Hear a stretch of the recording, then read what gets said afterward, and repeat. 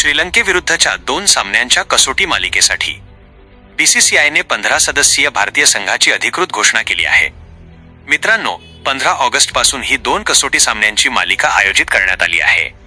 शुभमन गिलच्या नेतृत्वात भारतीय संघ मैदानावर उतरणार आहे.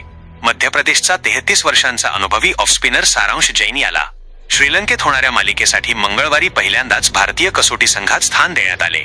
तर कसा आहे संपूर्ण संघ, तेच आजच्या व्हिडिओतून जाणून घेऊ. त्यासाठी व्हिडिओ शेवटपर्यंत पहा.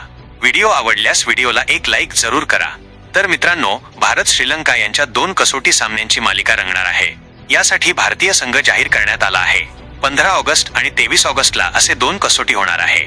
शुभमन गिल कर्णधार, लोकेश राहुल उपकर्णधार, देवदत्त पडिक्कल, यशस्वी जयस्वाल, साई सुदर्शन, ऋषभ पंत विकेटकीपर, ध्रुव जुरेल विकेटकीपर, रवींद्र जडेजा, मानव सुथार, सारांश जैन, कुलदीप यादव, जसप्रीत बुमराह, मोहम्मद सिराज, प्रसिद्ध कृष्णा आणि गुरनूर ब्रार.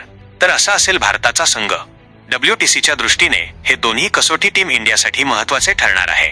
तुम्हाला कसा वाटला हा संघ, ते कमेंट करून सांगा. आणि अशाच खेळाविषयी बातम्यांसाठी आपले क्रिकेट विश्व चॅनल पाहत रहा.